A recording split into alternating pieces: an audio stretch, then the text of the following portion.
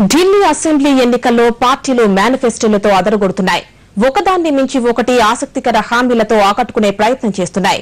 కాంగ్రెస్, ఆమ్ ఆద్మీ పార్టీలో మేనిఫెస్టోలు రిలీజ్ చేయగా బీజేపీ రేపు విడుదల చేయబోతోంది.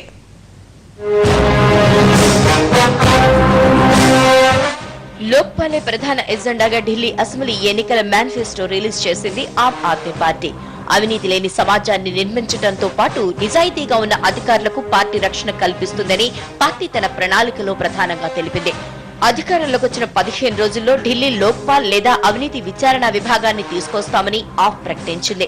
ప్రభుత్వ శాఖలకు చెందిన అందరూ ఉద్యోగులు లోక్పాల్ కిందకు వర్తిస్తారని, మంత్రులు, ప్రజాప్రతినిధులపై వచ్చిన ఆరోపణలపై విచారణ 6 నెలల నుంచి ఏడాదిలోపు ముగుస్తుందని పార్టీ హామీ ఇచ్చింది. అవినీతికి పాల్పడిన వారిని జైలుకు పంపడంతో పాటు వారి ఆస్తుల్ని సైతం జప్తు చేస్తామని, మహిళలకు మరింత భద్రత కల్పిస్తామని, తక్కువ ధరకే విద్యుత్తును సరఫరా చేస్తామని ఆమ్ ఆద్మీ పార్టీ మేనిఫెస్టోలో స్పష్టం చేసింది. ఇక ఇప్పటికే 3 సార్లు అధికారంలో ఉన్న కాంగ్రెస్ 4వ మేనిఫెస్టో రిలీజ్ చేసింది. ఇందులో శరణార్థుల రక్షణ, మౌలిక వసతుల కల్పనపై దృష్టి పెట్టింది. ట్రాఫిక్ నియంత్రణకు double decker flyover, monorail trams తెస్తామని, సర్వీస్ సెక్టార్ కు అనుకూలంగా పారిశ్రామిక రంగాన్ని తీర్చిదిద్దుతామని, ప్రత్యేక ఎకనామిక్ జోన్ తెస్తామని మేనిఫెస్టోలో తెలిపింది. స్లమ్ ఏరియాను అభివృద్ధి చేసి ఢిల్లీని ఓ నాలెడ్జ్ హబ్ గా మార్చుతామని కాంగ్రెస్ ప్రకటించింది. మహిళలకు రక్షణతో పాటు ప్రత్యేక టాయిలెట్స్ కూడా ఏర్పాటు చేస్తామన్నారు కాంగ్రెస్ సీఎం అభ్యర్థి షీలా దీక్షిత్. ఢిల్లీలో 5 లక్షల మంది శరణార్థులు ఉండటం వల్లే కాంగ్రెస్ వారిని ఫోకస్ చేసినట్లు కనిపిస్తోంది.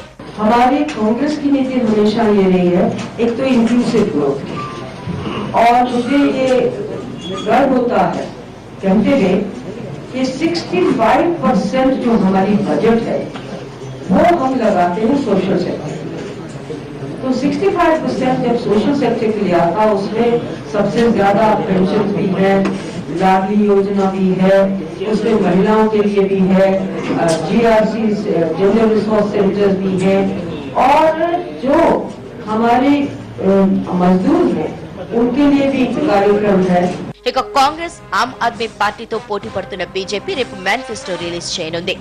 మామూలు రిక్షాల స్థానంలో ఎలక్ట్రానిక్ రిక్షాలు వంటివి ఈ పార్టీ మేనిఫెస్టోలో కీలకాంశాలని తెలుస్తోంది.